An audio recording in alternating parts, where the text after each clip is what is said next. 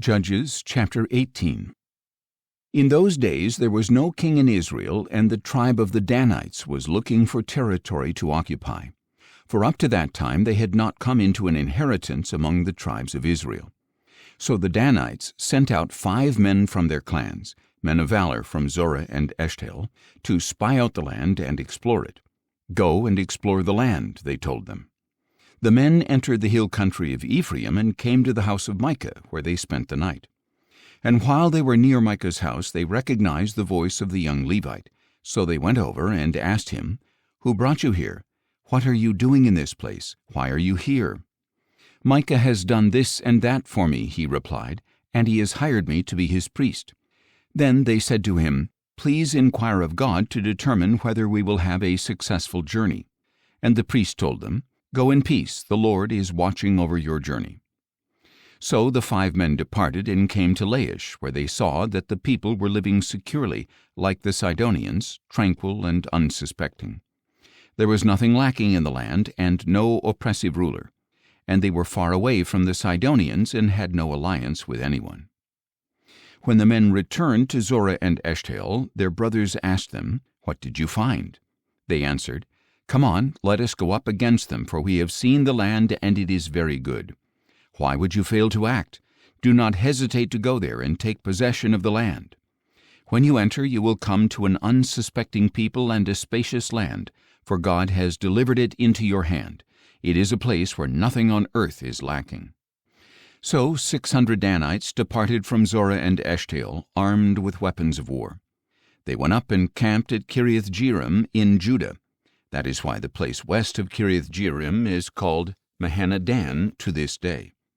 And from there they traveled to the hill country of Ephraim and came to Micah's house.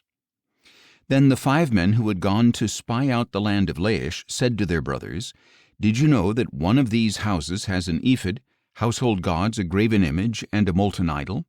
Now think about what you should do." So they turned aside there and went to the home of the young Levite, the house of Micah, and greeted him. The 600 Danites stood at the entrance of the gate, armed with their weapons of war.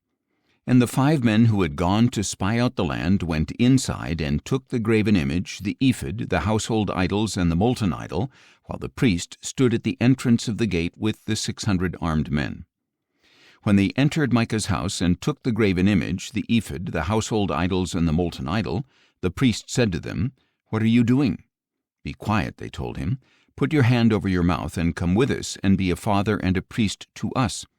Is it better for you to be a priest for the house of one person or a priest for a tribe and family in Israel?" So the priest was glad and took the ephod, the household idols, and the graven image and went with the people.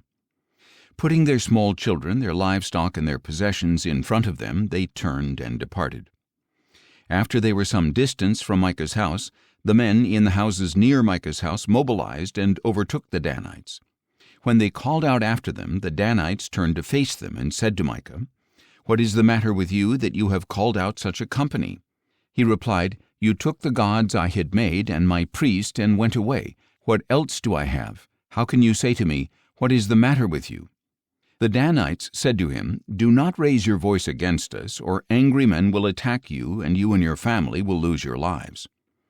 So the Danites went on their way, and Micah turned to go back home because he saw that they were too strong for him. After they had taken Micah's idols and his priests, they went to Laish, to a tranquil and unsuspecting people, and they struck them with their swords and burned down the city. There was no one to deliver them because the city was far from Sidon and had no alliance with anyone. It was in a valley near Beth Rehob. And the Danites rebuilt the city and lived there. They named it Dan, after their forefather Dan, who was born to Israel, though the city was formerly named Laish. The Danites set up idols for themselves, and Jonathan, son of Gershom, the son of Moses, and his sons were priests for the tribe of Dan until the day of the captivity of the land. So they set up for themselves Micah's graven image, and it was there the whole time the house of God was in Shiloh.